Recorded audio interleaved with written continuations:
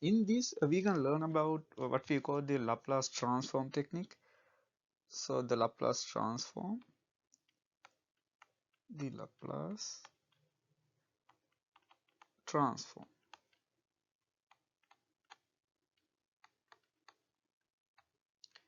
So there are two major transforms that we use in mathematics. I mean, there are a lot, but there are two very common ones. What we call one is the Laplace transform, the other is the Fourier transform. So this is about the Laplace transform. Fourier transform use a lot of complex numbers and has a lot of applications, but this is the easy one. So what are the major applications? So we can use to solve ODE and PDEs. So to solve use to solve ODEs and PDEs. ODE and PDE. So that means we can solve ordinary differential equations and partial differential equations using the Laplace transform technique. So what's going to happen? So the technique is simply this. So we're going to start with the ordinary differential equation, and then we're going to take the Laplace transform of that. So it will be clear what we mean by that later. So we can take the Laplace transform of that. Once you take the Laplace, so there's a notation for that. We can write the curly L for that. It means you take the Laplace transform. So you take the Laplace transform, the ordinary differential equation. Once you do that, what's going to happen? The differential equation simply become an algebraic equation. So it's going to be a algebraic equation. Uh, it can be algebraic equation. So that means no derivatives. So there are no derivatives in there anymore. So once you get that algebraic equations, we can solve the algebraic equations using just algebra techniques. Like normally we use partial fractions. So that's one of the big thing that we use in Laplace transforms. And then after we solve that, what we can do, we're gonna use what we call the inverse transform. So we're gonna solve. So I'm gonna write. So what we do now is we're gonna solve it. So we're gonna solve that. And then what we're going to do, we're going to use the inverse transform, and we're going to come back to the original one. So what we do, we're going to solve it, and then we're going to use the inverse transform, and then we're going to get the solution. So that's the kind of idea that we do. So we're going to use the inverse transform, and then we're going to get the solution. So that's the kind of idea. So we're going to start with the ordinary differential equation, use the Laplace transform, get the algebraic equations, and solve it, mostly using partial fraction methods and other algebra techniques. And then you're gonna take the inverse transform of that and get the solution. It will be clear, once we do those things. So, but that's just the basic idea. And what are the applications? So there are a lot of like nice applications. So let's talk about some applications. So applications.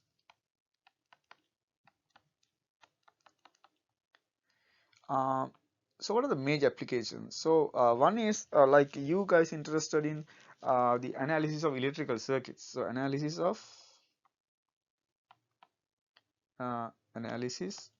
of electrical circuits, electrical, electronic, both. So electrical analysis of electrical circuits.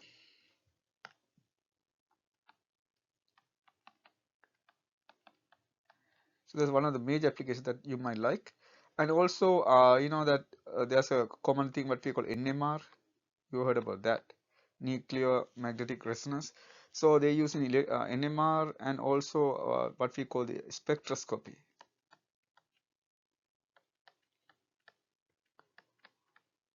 So they use in those things.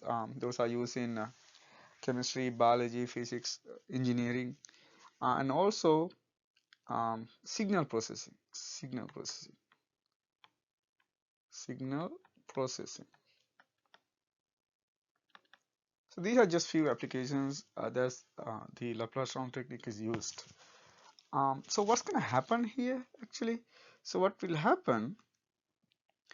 Normally your differential equation is in time domain because you write the equation using time most of the time.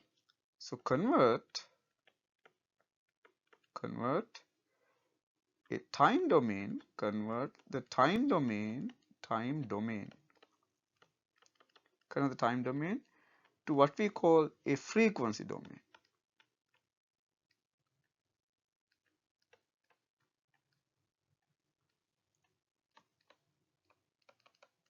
So we're going to convert a time domain problem to a frequency domain problem. So we normally use omega or S. So those are common letters that we use.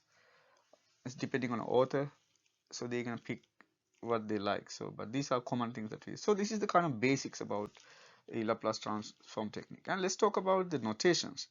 So what are the notations we use? So notations.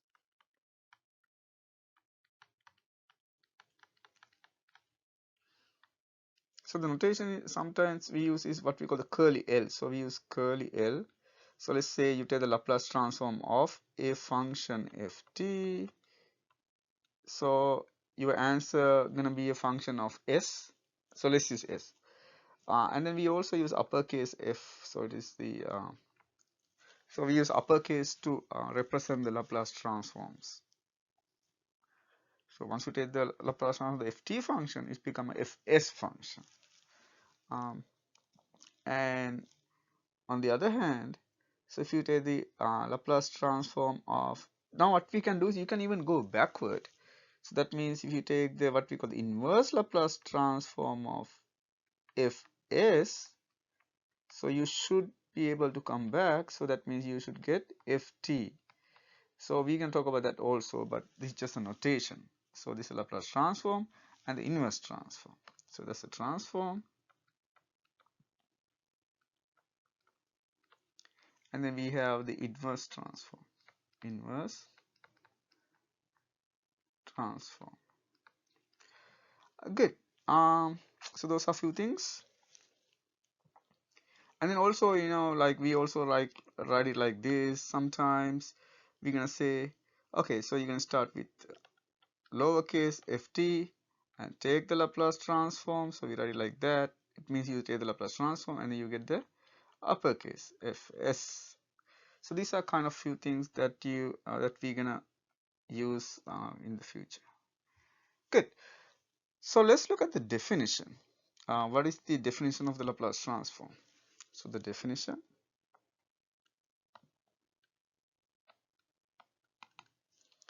the Laplace transform,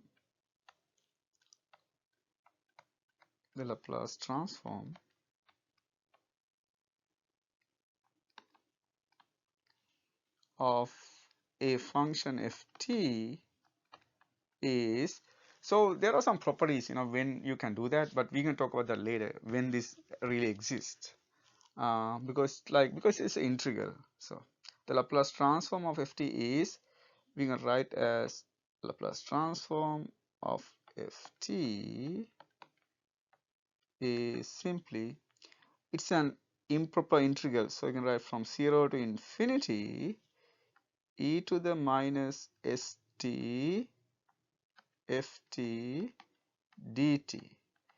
So you can see that you're going to integrate with respect to t, and then once you do that, you end up with a function of s. So because there's a s variable here, so because of that you're going to get a function of s. So this gonna, the answer, once you do that, your answer going to be a function of s.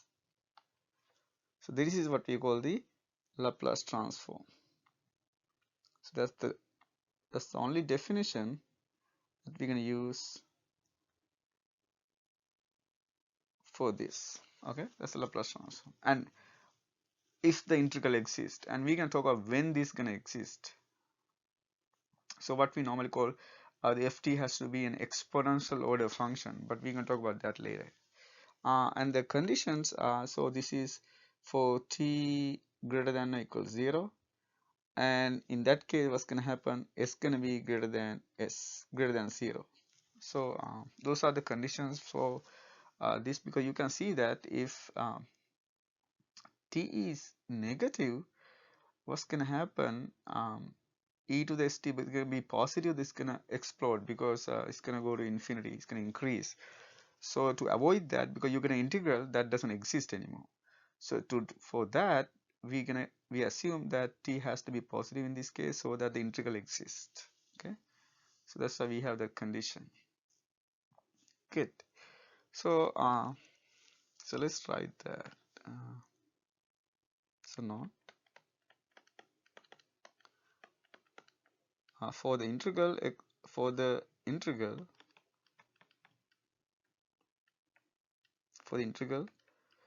to exist,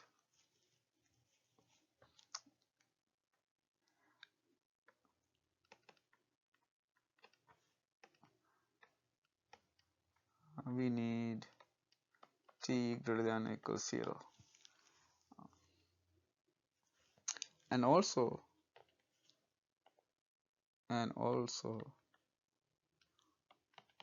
the function f has to be of exponential order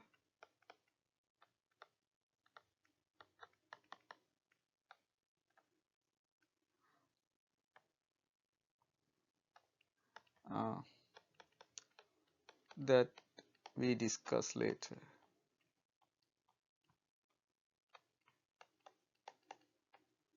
Good. So we can talk about what we call the exponential order.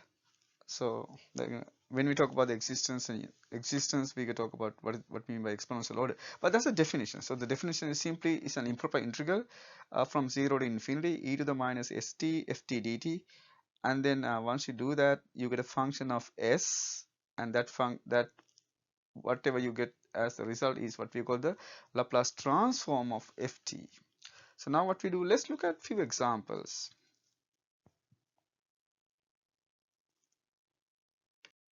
As the first example, let's do this one.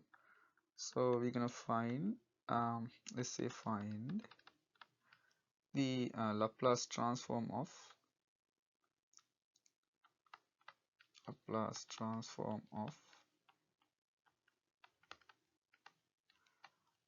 the function ft equal 1. That's the easiest case that we can have. So so in other words, what we need is, by the definition, the Laplace transform of 1 is from 0 to infinity e to the minus st, that's always there, and then the function. What's the function here? It's 1. So 1 is the function. So 1 times dt. So that is the integral we need to do. And we know that this is an improper integral. This is an improper integral.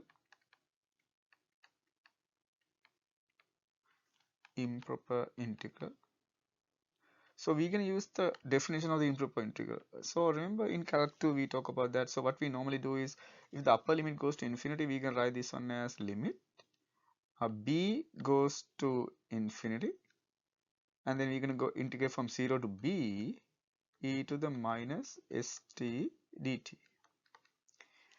So that's the definition. Now what we're trying to do, we try to do this integral. For that we can use another result from Calc 2. We remember this result. We know that if you integrate e to the kt dt, k is a constant, so it is simply 1 over k e to the kt plus c. So that's the integral. We just divide by k. It can be positive, negative, but not 0, because if 0 is just it become 1. So so k is just not equal to 0, but it can be anything, positive or negative. So we can use that result here. So if you use that, you can see in this case k is negative s. So you basically divide by negative s. So that means this simply becomes the limit b goes to infinity, and then this is simply e to the negative st divided by negative s. That's what we get. And then we evaluate the function at b the upper limit, 0 the lower limit. So we're gonna see what happened when b goes to infinity. So we can actually substitute these two values, the upper and lower limit. So once you substitute those two values, it's gonna be limit b goes to infinity. So let's substitute b value. So if we substitute the b value, so this is going to be e to the negative st. Actually, it's a b value, so we're going to say it's a b. It's not t anymore. It's negative sb over negative s, and then minus. There's a minus sign here, so it becomes plus. So you can see, and then so what's going to happen? So if you substitute t for 0, so it's going to be 0. If you substitute for t as 0, so it's going to be e to the 0, that means 1, so it's going to be simply 1 over s. So that's what we have. Now what we're gonna know what's going to happen to this limit. So we have a special limit here, what will happen, but you can see that this is just the negative exponential function. So what is the graph of that? So we remember, so if you have a negative power, it's gonna decay to 0. So this is the graph of e to the negative x. So this also have the pretty much the same behavior, because you just scale by a b. We assume that b is positive because b goes to infinity. So that means that goes to 0. So that means this term simply goes to 0. So that means you simply end up getting 1 over s. So the answer is simply going to be 1 over s, and this is valid for positive s. Okay, so that is the Laplace transform of 1. So so you can see that it's not that difficult, but we can use a different notation later. So we're gonna use this notation instead. So I'm gonna put a small note.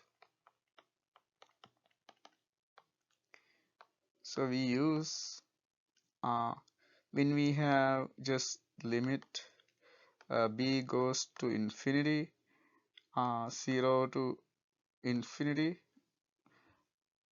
a function, some kind of function here. So we're gonna write this one. If you want to do that, we simply write just the so we can integrate the function. So after we integrate the function, so let's say you get something, and then we just say infinity to 0. So we can use that notation for the future. So you integrate the function first, that's an antiderivative. So and then you just put 0 to infinity, just to have make the writing a little bit easier. Okay, so we don't write all of them there. Good. So then you're going to see that that's in the future we can use this kind of notation. We don't write this limit definition anymore. Okay, good. So what happened now? So you can see that. So let's look at the graph of what we get. So that means you start with the function 1. That's the 1 function. That's the ft function. And then what happened? It was transformed to. So this was transformed to a 1 over s function. So 1 over s for positive is going like that. So that is the function. That's the Laplace transform that you get of 1. So that's the s domain. So this domain, and this is in the time domain. Good. So that's what happened. So that's the graph of the Laplace transform of 1. So it is 1 over s. That's the behavior 1 over s. Okay, so let's do more. So this is just one example. So what you want to remember is Laplace transform 1 is just 1 over s. So let's do the next example. How about this function? So we're gonna do, so next example. So let's say we have find the Laplace transform of t, just a t. So what do you get? So we're gonna again use the definition. So if the definition, it is Laplace transform of t equal, by the definition it is 0 to infinity e to the minus st times t, that's a function, and dt. So that's what we have. Now the goal is to integrate this one. So how to integrate this kind of function? So what is the best way to integrate this? So you can see that this is a integration by parts problem, right? So you can use the shortcut or the regular way. I'm just gonna do this one regular way, but later we can use the shortcut method, the DI method. So let's use the regular technique. So when you use the regular technique, what's gonna happen here is we're gonna pick So it is the integration by parts problem. So we're going to pick u. So what's the u for this kind of problem? So if there's a polynomial, we know that we already pick that as u. And the dv is the rest of the integral. So that means e to the minus st dt. That's what we learn. So if you forget those things, you can look at the video and learn, because there are three techniques when you do the integration by parts. So in the polynomial, then we always pick that as the function, because when you take the derivative, it's going to get much simpler. So take the derivative. So once you take the derivative, this is going to be du. Derivative of t is 1, so it becomes dt. And then integral v, that's we use the formula that we just discussed. So that means you just need to divide by negative s. That's the integral. So that means what you get is negative e to the negative st divided by s. Okay, so that's what we get as v. So we have all four. Now we need to plug in there. So that means so what's going to happen? uv. So what is uv? So in this case, it's going to be negative t over s e to the minus st, that's uv, and then the limit, we just put the limit as infinity 0. We don't write the limit we write 0 to b, limit b goes to infinity. We don't write it like that, we just write it like that for everything else. And then there's a minus sign in the formula. So with the minus sign, this become plus. So this is just the integral by parts formula, and then 0 to infinity vdu. So vdu is, so v has a negative sign, that's why this is positive. So it is e to the minus st over s, du is dt. So that's what you get. Now again, as before, we're going to see what's going to happen when t goes to infinity. When t goes to infinity, you can see this term goes to 0. When t goes to 0, that term goes to 0. So that means in both cases, this whole term is 0. So you don't get anything. So it's 0. From the first term simply becomes 0. And so what you get is the integral. So what you how to integrate this one? You again divide by another negative s. So you can divide by that. That's the integral. So that means your answer is going to be here e to the minus st. You can divide one more negative s. That means it's become negative s squared, because there's a s already. And then the limit infinity to 0. Same argument as before. So what's going to happen is when t goes to infinity, the top goes to 0, and then so the top is 0, so 0, and then minus the you plug in t equals 0, that means the top is 1, so you get negative s squared. So in other words, 1 over s squared. So that's what you get for t. So and then you can see that when you find the Laplace transform of 1, you get 1 over s. When you do Laplace transform of t, it is 1 over s squared, and you can continue to do it. So there's a result. So I'm going to write the result here. So the result is, in general, what's going to happen if you take the Laplace transform of t to the n. So that's an h. T to the n. So it is simply factorial n divided by s to the n plus 1. So this is a formula actually. So this is a formula, and we're going to use this anytime you're going to see t to the function. And how to prove? You can prove this using induction. So prove by induction. So I'm going to let you try it, how to prove this one by induction.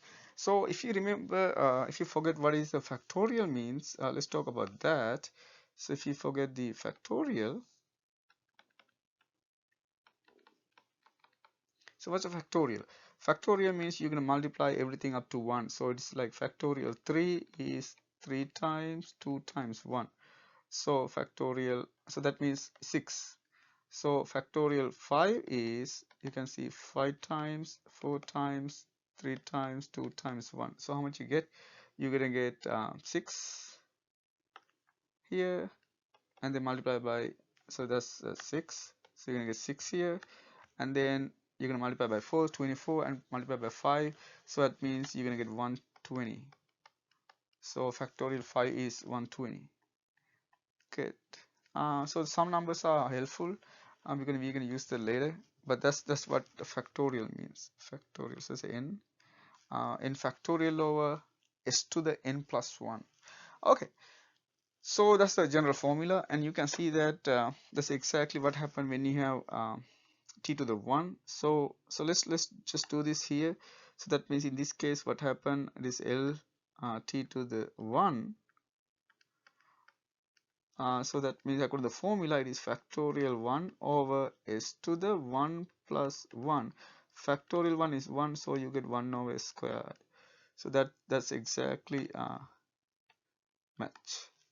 But you can just use this as a formula if you get a problem like that. Okay, so let's do another interesting one. This is like a kind of general result that we're going to use later. This one. So the next example. So let's try to find the Laplace transform of what I normally call the eat function. So it is e to the minus at. So we put a minus sign for a reason. So let's do that. So what do you get? So let's use the definition L e to the minus at, and then what we can do, we use the definition, so it is 0 to infinity e to the minus st, and then e to the minus at, that's a function dt. And now what we can do is we can combine them. So if you combine, it is 0 to infinity, it is 0 to infinity e to the minus, you can see you can combine s plus a t dt. Now you can see that the s plus a is just a constant. So if it's just a constant, then we know what to do with that. So that means it is simply e to the minus s plus a times t divided by the constant, so it is minus s plus a. That's the constant, so that's the answer. And then you can take the limit when t goes to infinity and 0. So you can see that if t goes to infinity as before, and then we assume that's a big assumption, we assume that this term is positive. So that's the assumption. So if this is positive, then t goes to infinity, this term goes to 0. So you have to be careful with that, because if it isn't positive, that doesn't happen, because we expect that exponential decay. So that means this has to be e to the minus kt. This k, we assume that is a positive term, so then this term goes to 0. So that's a big assumption here.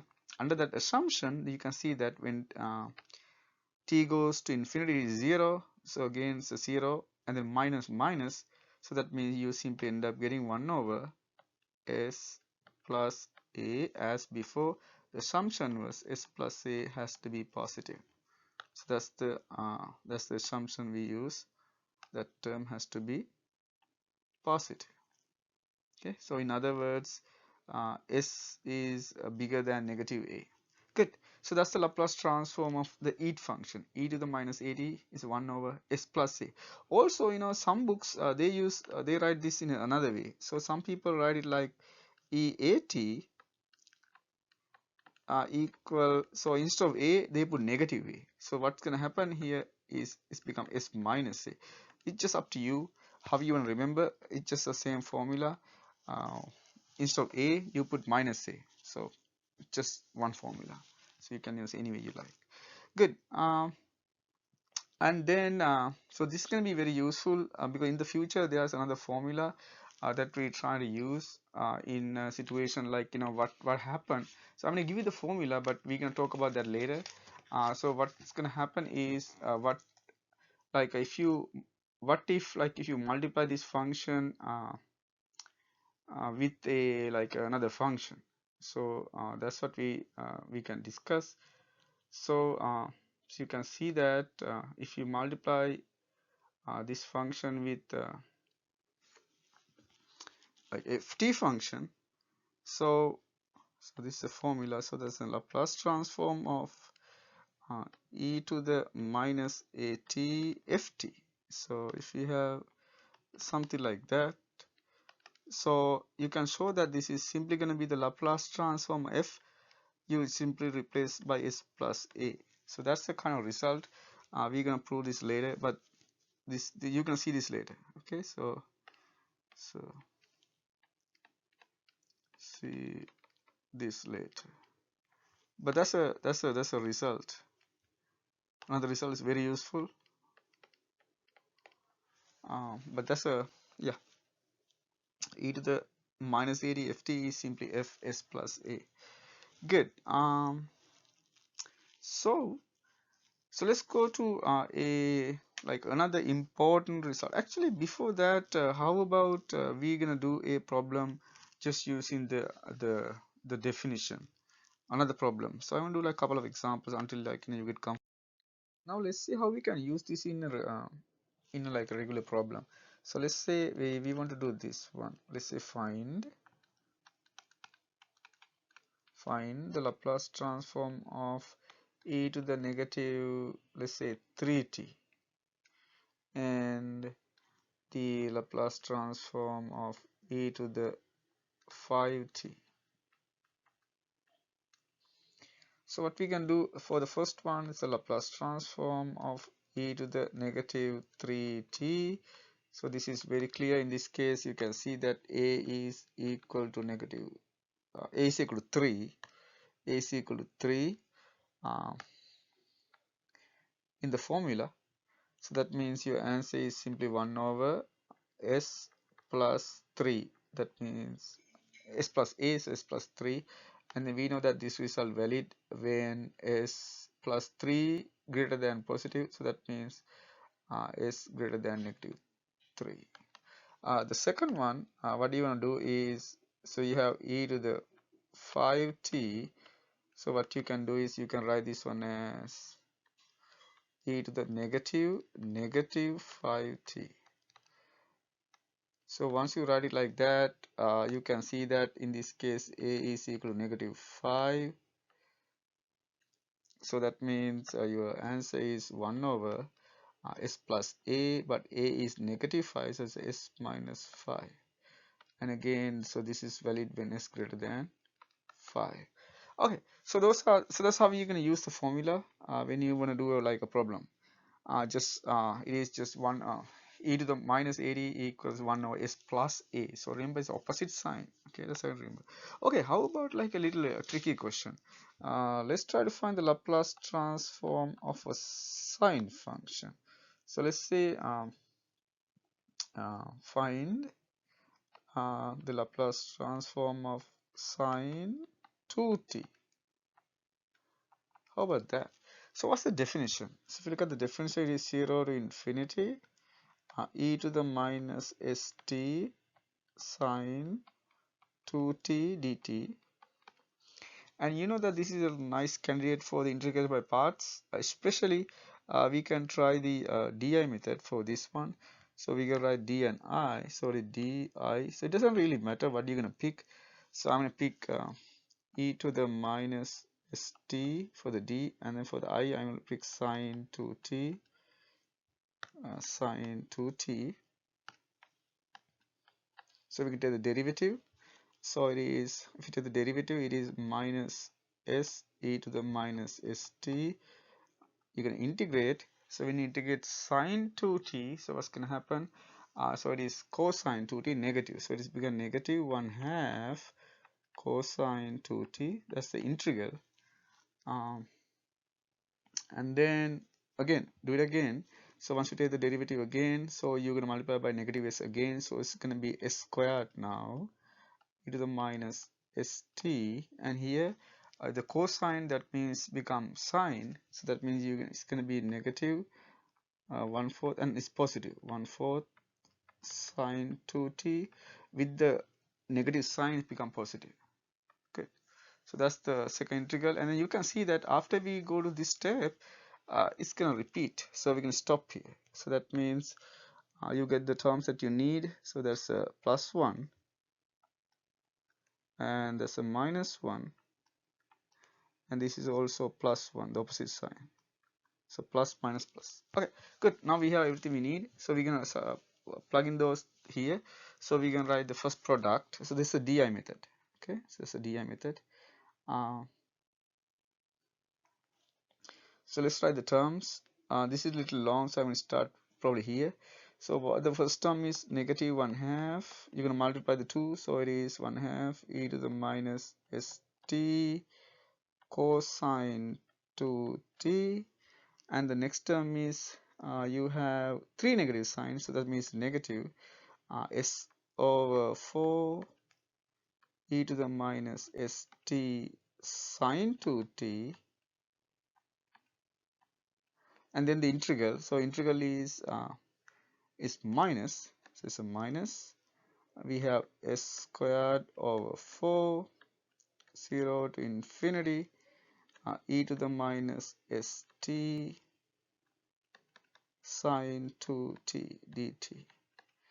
For the top one, you need to evaluate this at 0 to infinity, and when you do 0 and infinity, you can see that the second integral is 0 at infinity and 0 at 0, because sine 0 is 0. So that means this is completely 0. This is gone.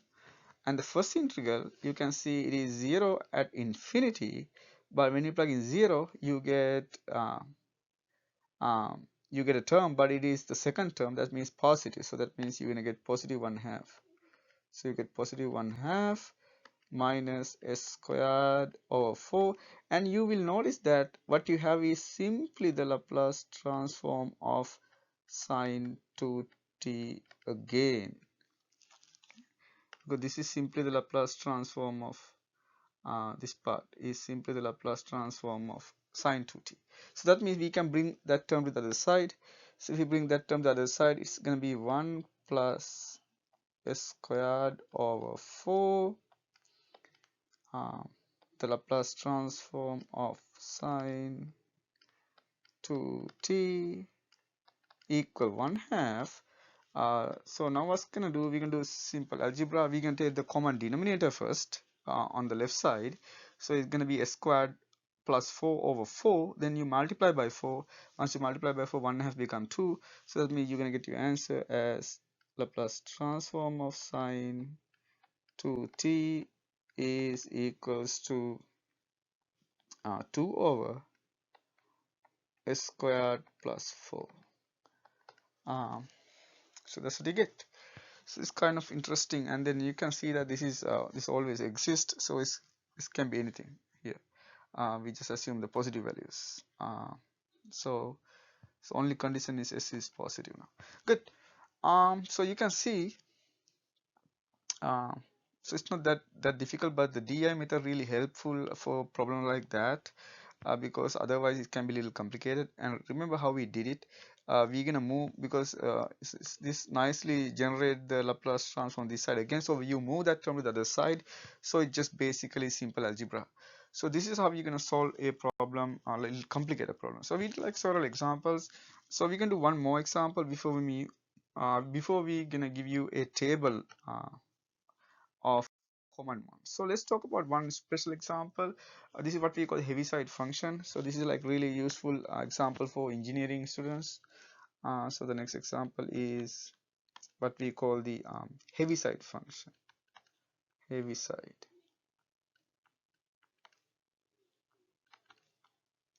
It's a mathematician, he's an English mathematician.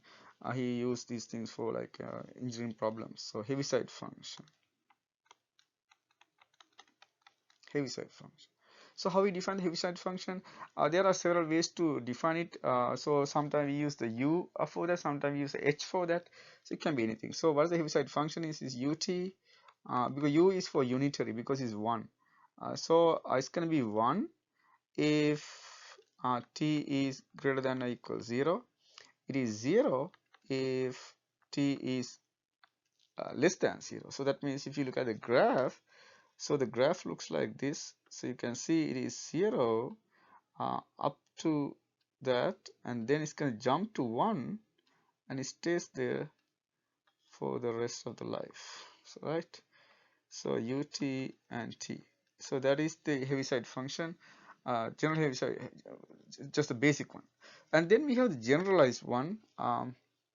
So there are two notations. I'm going to write the both notation. One notation is h a t. So a is a particular value, or this is simply u t minus a. So it's the same function but t minus a. So what is so just use any of them you like. Okay. So what is u t minus a means?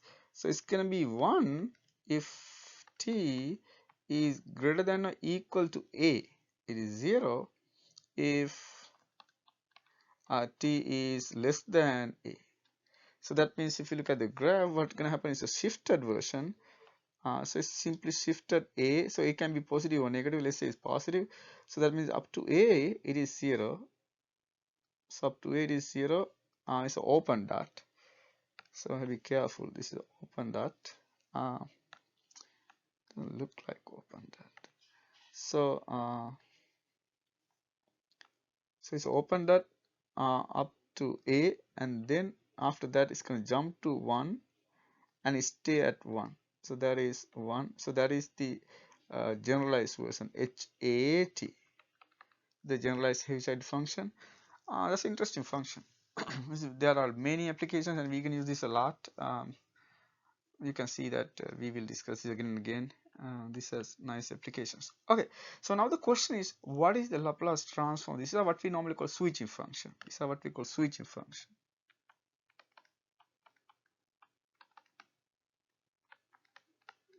Switching function, because it's going to kind of switch on and off depending on whether it is t is greater than or equal to a or less than. So these are called switching functions, and we can deal with, like, if you have, like, say, let's say piecewise function, we can write them using these switching functions as just one function. So we can discuss those things later. So let's see whether we can find the Laplace transform of the Heaviside function. So what is that? So Laplace transform of ut minus a. Ut minus a is, by the definition, it is 0 to infinity e to the minus st ut minus a dt. So what we can do is we can use the definition, because according to the definition you can see that if the function if you plug in a value which is less than t, the function is 0. So we can split the integral into two parts. So what we can do, we can split the integral. The first we can write from 0 to a. It can be even negative, 0 to a, and then we know that from 0 to a, so if you plug in a value, t value which is less than a, this is 0. That means this is simply 0. Plus, now we have a to infinity. So we have a to infinity e to the minus st, but you can see ut is simply equal to 1. So it is 1 times dt. That's what you get. So that means it is basically a to infinity e to the minus st dt. So this is very easy to integrate. So we did this several times. So it is e to the minus st over minus s infinity to a. As before, let's plug in the values. If you plug in infinity, it is 0, and then minus minus plus. So what you're going to do, plug in a, so it is e minus at over s. So that is the Laplace transform of the Heaviside function. It is e minus at over s. Good. So this is a like important result to remember. So this is important.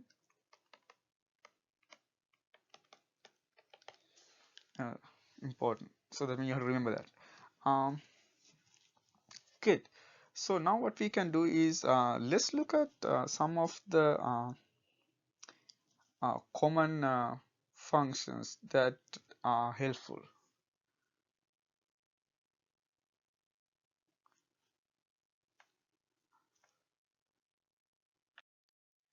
So in this table, you can see some of the most common ones that you that can be helpful. For example, the first one is the Laplace transform of 1, and we show that it is 1 over s.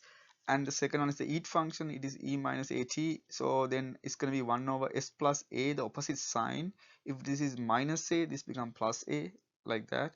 And then the transform of the power function t to the n, and we assume that n is a positive integer, so it is factorial n divided by s to the n plus 1, so you can use them directly. And then we also have a formula for the general p. We don't use that much, but I'm going to give you this as a formula for the future. And then we showed that for the sine, what happened when you have sine 2t, remember what we had for sine 2t, the result was 2 over s squared plus 2 squared. So that means that's true in general. So that's the general result. So what's going to happen when you have sine a constant times t? So what's going to happen? The constant going to go to the top, and in the bottom it is s squared plus omega squared. This is omega, a Greek letter. And then what happened in the cosine? So those two are important. So in the cosine, the only change is for the sine it is omega, and for the cosine it is s. So please see the difference between the two, and that's the only difference you're going to see. For the sine it is omega t, and for the cosine it is just s.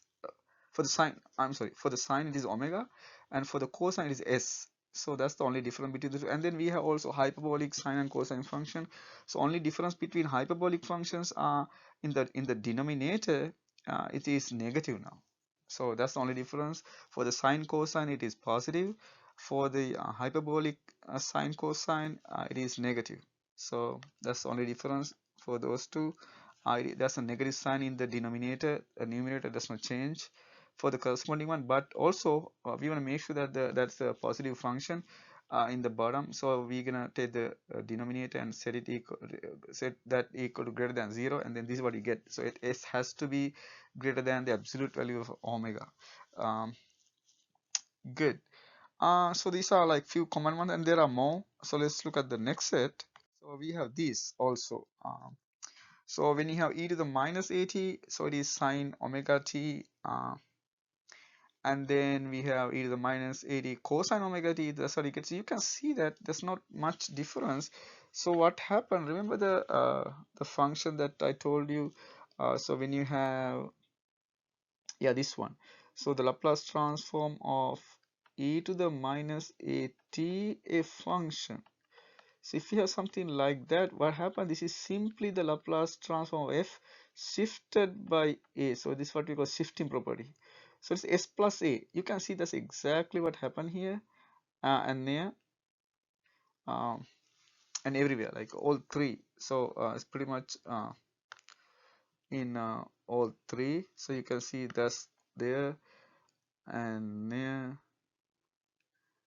and also there. All three. So what happened? It is just a general formula, but you simply shifted s by s plus a. See, so that's what happened. So just s become s plus a. So that's the formula I'm talking about. So that's formula right there.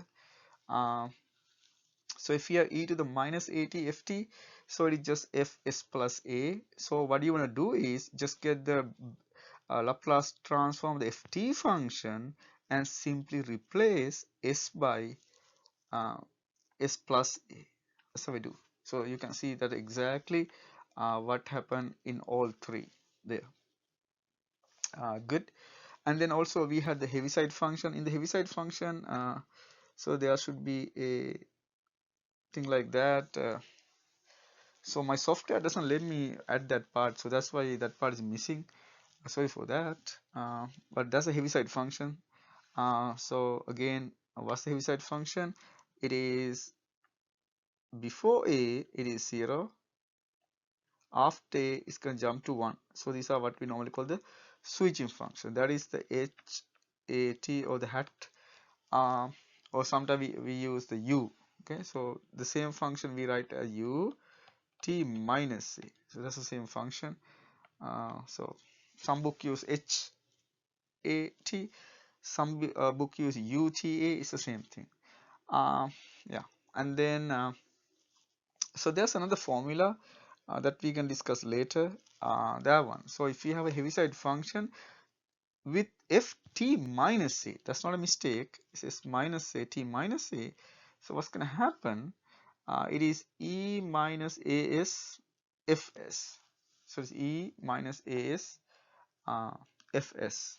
And then also we can write this formula in a different way, then it's easy to remember. So this one you can write as ut minus a ft minus a. So you can see, that's another way to remember that formula, ut minus a ft minus a.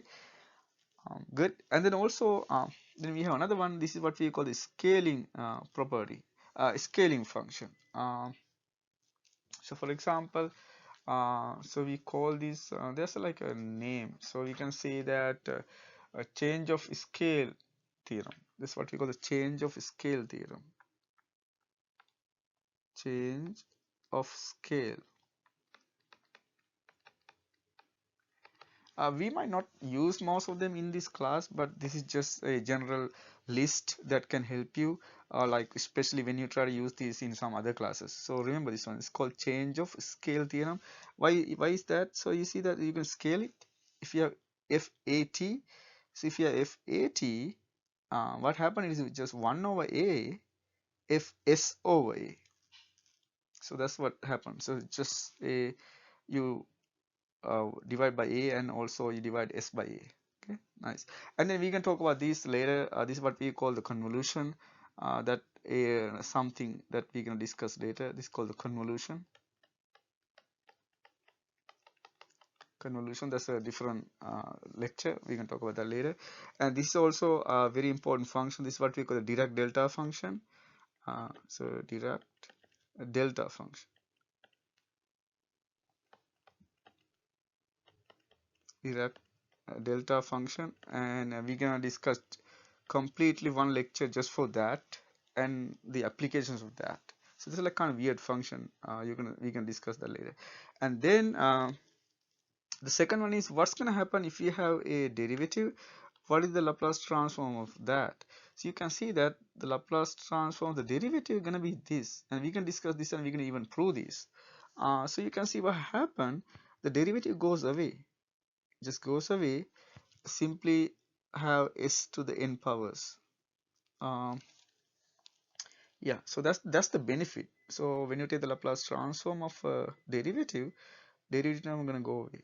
And then also there's a nice shifted version. So if you have a negative t to the nth power ft, if you take the Laplace transform of that, it's gonna be the derivative of, that's the derivative of the Laplace transform. That's the derivative. So we can discuss those things later, how to use these results. Yeah, but this is the kind of complete list that you want to remember. But this list will be available. Good. So these are like common ones. Good. So this is this one also have another name. This is what we call the shifting property. Shifting property. Shifting property. So yeah, so these are certain things that might help you to remember certain things, but we're gonna do a few problems from that. So before we do some problems, what I want to do is I want to give you a one of the very important result, what is called the linearity. So let's talk about that. So it's a theorem. So what is, so we call the linearity.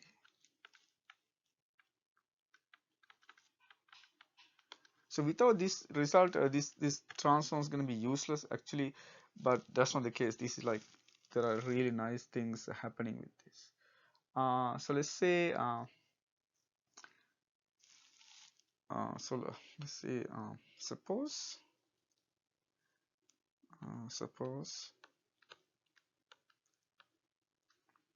A, B, and C are constants.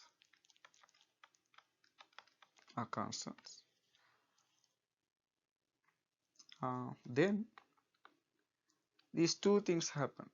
The first one is the Laplace transform of a ft plus b gt. There are two functions.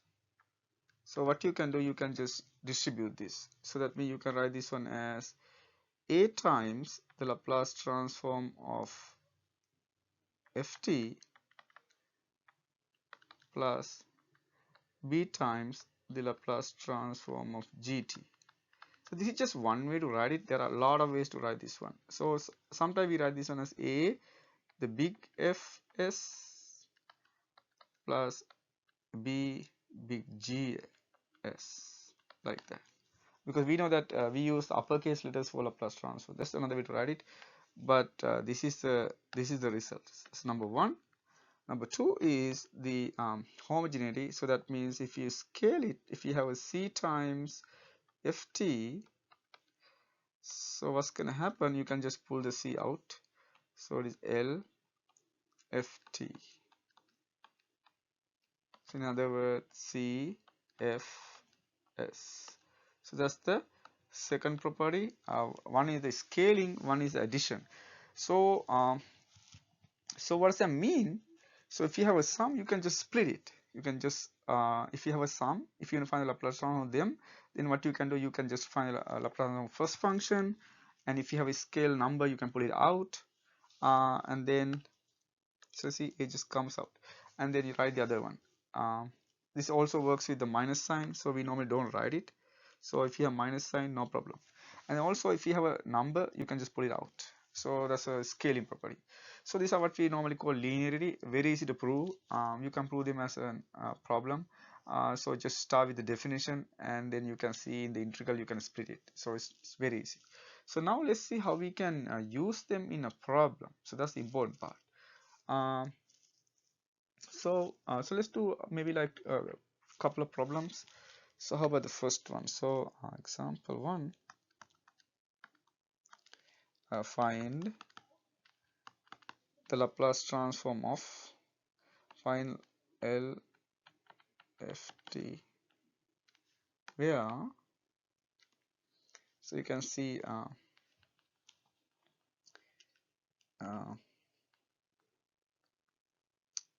so Laplace transform.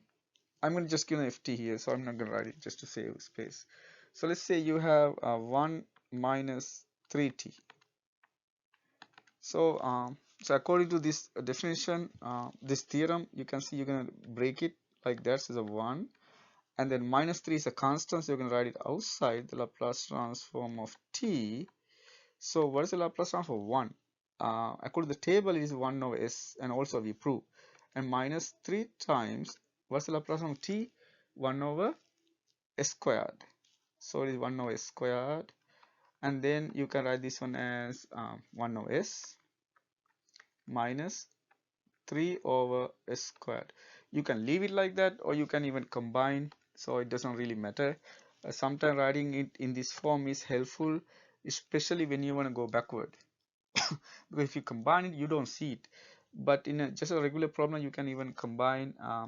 So there are two ways. Either you write it like that, or you can write this one as, take the common denominator, which is squared. That means s is missing, so it is s minus 3 over s squared.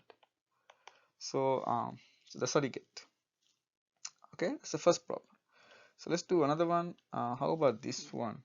So let's say you have a Laplace transform of something like, let's say 4e to the 2t, let's say minus 8 sine 2t.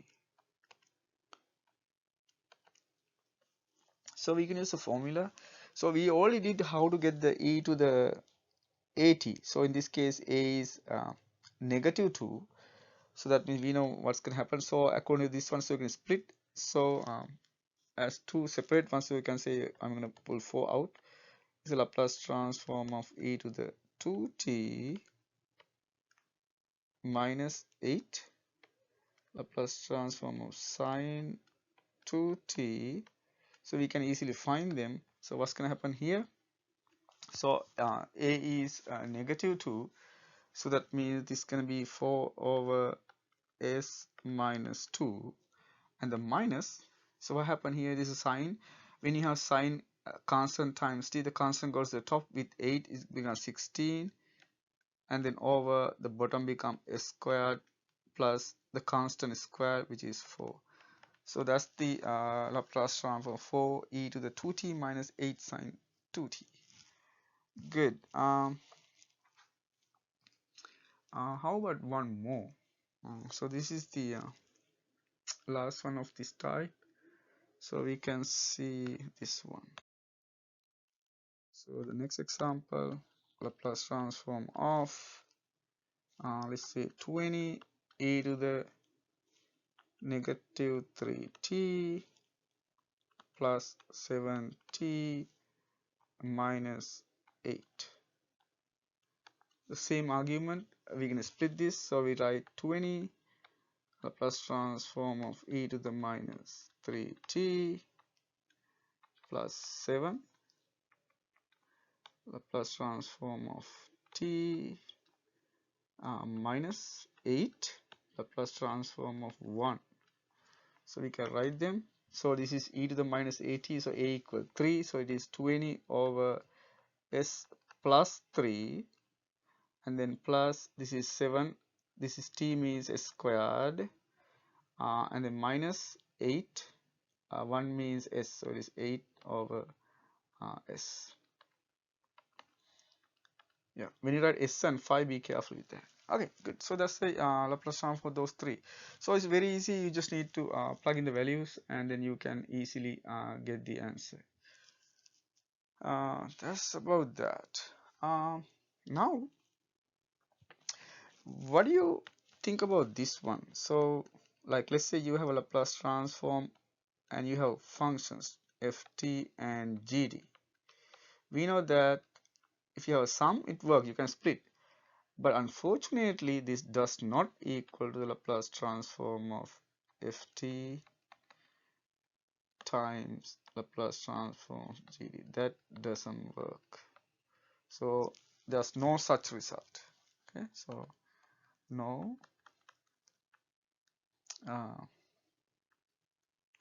such result.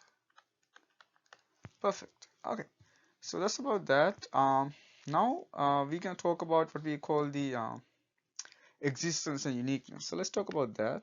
So existence. So the question is when the Laplace transform exists. Okay, that's the major question. So the existence and uniqueness.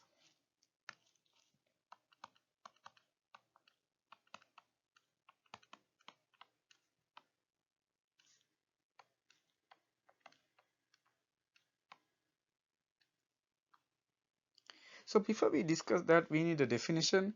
So let's talk about this. So there's a function called the exponential order.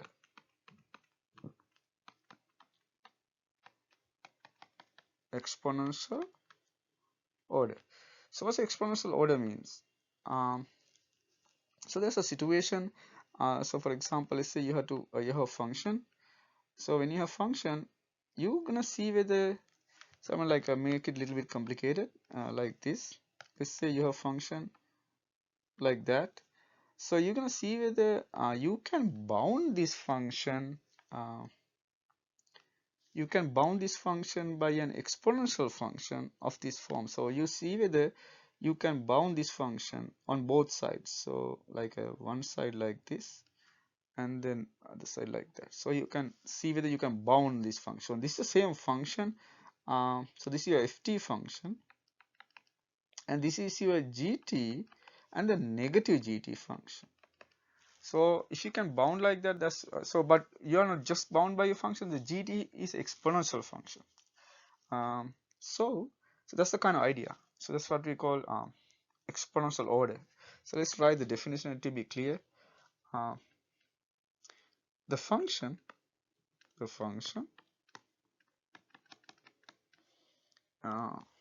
f is of exponential order,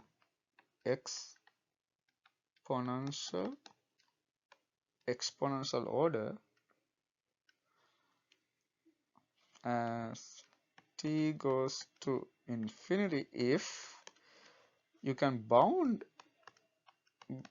the function by m times e to the ct, okay, for some m and c. Here it's clear that m has to be positive, but c can be positive or negative. So, but m has to be positive. So that's the case. So if you can do that, if you can bound the function by an exponential function like that, we call the function is of exponential order. That's the first part, exponential order. So then we have this nice theorem. So what the theorem says, so the existence theorem, existence.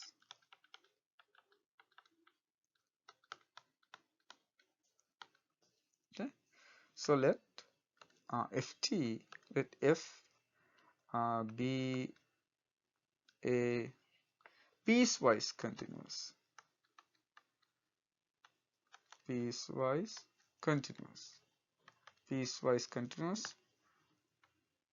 piecewise continuous, and of exponential order, exponential order, exponential order for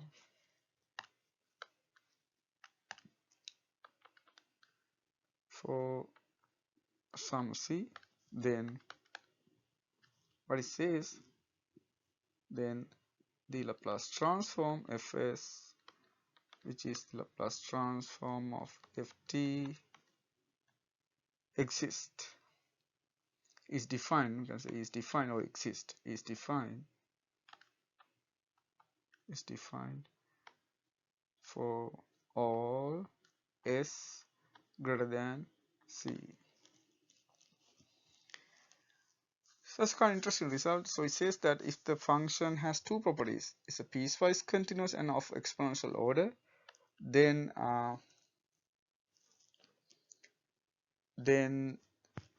the Laplace transform exists. So let's write some few examples. So example, so we can say exponential order function.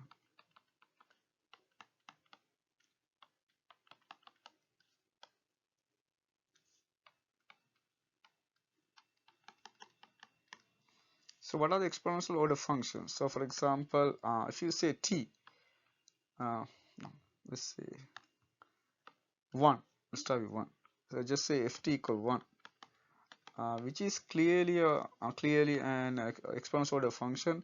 The reason is, so this is just 1. So what you can do is, you can say, so if you pick like that, so that is e to the x. So you can see 1 is simply bounded by e to the x for x greater than or equal 0. So after that, it's going to be exponential order. So it's not like everywhere, you know, that this is after some point it has to be, so in this case c equals 0. So for this problem, c equals 0. How about another function? How about, so we can say e to the minus t. Let's say gt, which is e to the minus t. Is this exponential order? Let's look at the graph. So if you look at the graph, it will be very clear. So you know that this is gonna decay. So that means we can pick the same function for this one as well. Because if you pick this function, and you can see that after 0, so this is e to the x.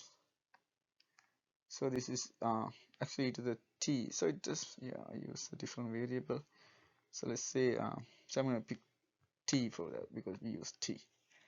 For the first one, there's no variable, that's okay. So, but since I pick t, so e to the negative t, and you can see that e to the negative t is simply bounded by e to the t. So in this case, m equal 1, c equal 1. That means it is also of exponential order. And how about this one? So ht equal, let's say, sine function 3 sine t or cosine. So we know that any bounded function is exponential. That's one secret. So if you have a sine or cosine function, and you can see it's going like that, it's bounded. So just pick a exponential function. Same thing works even for this problem. So if you pick the same function, e to the t, it's gonna work for this one as well. So you can see that 3 sine t is simply bounded by e to the t. So these are all exponential ordered function. So that means what the theorem says that the Laplace transform exists, but it doesn't say that it's not necessary, because you can see that it's only sufficient but not necessary, because it doesn't say that if the function is not piecewise continuous, it is not, you cannot find the Laplace. It doesn't say that. It says that if the function is piecewise continuous and exponential order, that's the case. That's the only thing it says. Okay, good. That's about that. And let's talk about few other things. So I'm gonna write this note. Uh, this is important if you think a little bit. So so this is not a necessary result condition. It's only sufficient. So what does that mean? So you can see that if you look at ft equal like a negative square root 2, like for example this one, so which is t to the negative 1/2 on 0 to infinity. If you look at this interval, what the graph look like? So you can see it's going to go to infinity, but you can see that this is not a piecewise continuous function. So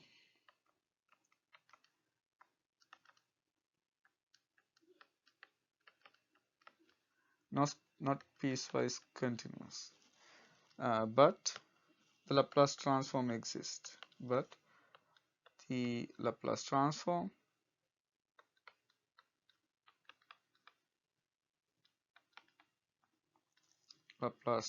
exists. That's very interesting.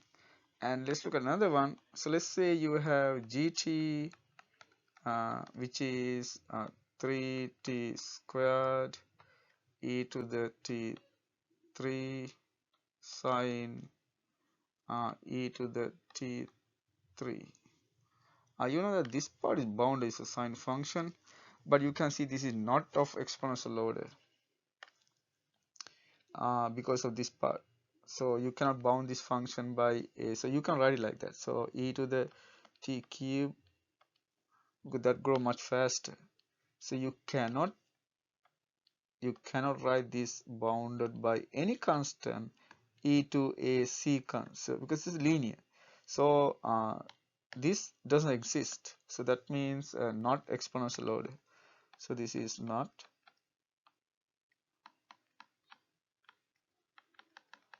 exponential order, but the Laplace transform exists. But L of gt exists. So that's the thing. So that means, so be careful with that. The theorem doesn't say that, you know, if it is not of, if a function is not piecewise continuous, then there's no Laplace transform. That doesn't say that. And then also there's another theorem. What it says that this is what we normally call the limit theorem for Laplace transform. So it says that, so let's try that as a theorem. These are some theoretical things, the limit theorem. So sometimes we call the Laplace theorem.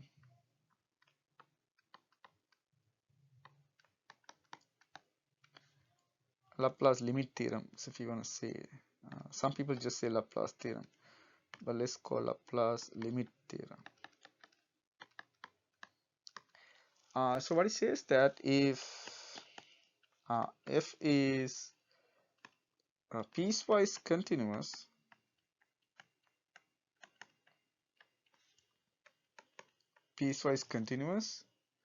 on 0 to infinity and of exponential order,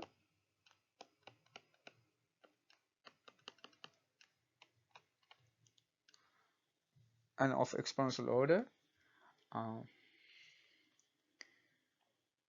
and fs is simply the Laplace transform of ft, then what it says, if you take the limit of this one, if you take the limit when s goes to infinity, when s goes to infinity of fs, it says that it must be 0. So this is a Laplace transform limit theorem. It says that if you take the limit of the Laplace transform, it has to be 0. So it cannot grow. It has to always goes to 0. So that's one of the condition. So that means if you know that it is not 0, that means your starting function cannot be a piecewise exponential order function. That's how it says. Because if it is piecewise and exponential order, this has to be the case. Good. And then so the last thing I want to tell you is the uniqueness. So this is the uniqueness.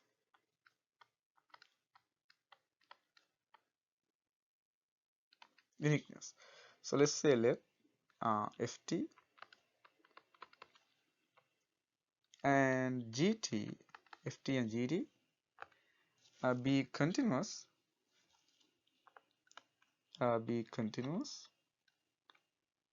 and of exponential order. Continuous means the piecewise, so that's enough actually.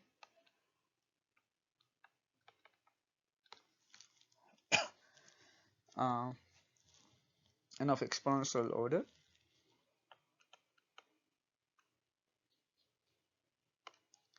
Suppose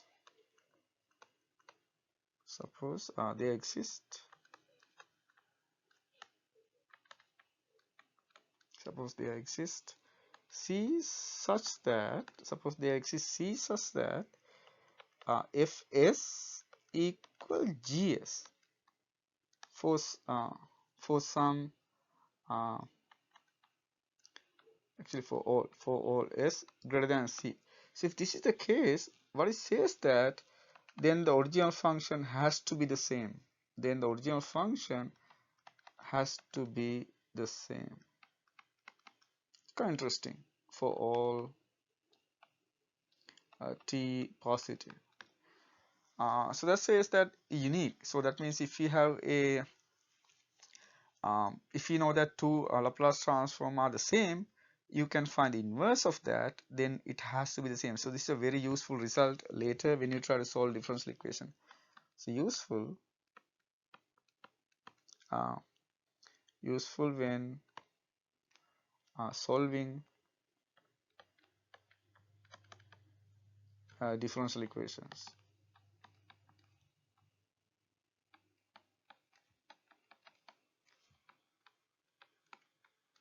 Okay, especially when you try to find the inverse, we try to go backward. That we can discuss in another lecture.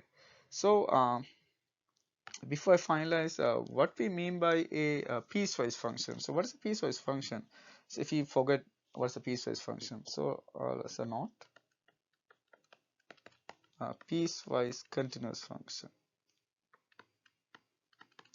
Piecewise continuous function.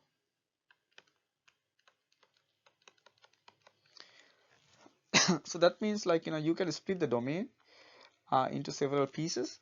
So in each piece, the function is continuous. So so like this. So this is a nice piecewise continuous function from A to B. So that's what it means. As a piecewise continuous, each piece is a continuous function.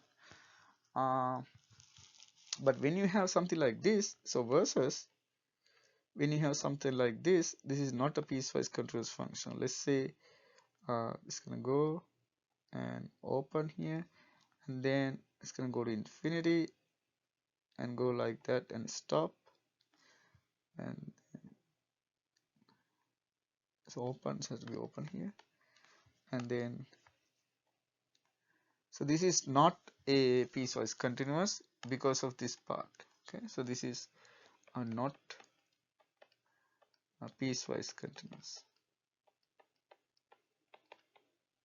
Piecewise continuous on A to B. Okay, good. But if you have like some C to B, yes. So C to B it is continuous, piecewise continuous, but not from A to B. Okay, so this is what I want to talk about the Laplace transform. Next, we're going to talk about the inverse Laplace transform.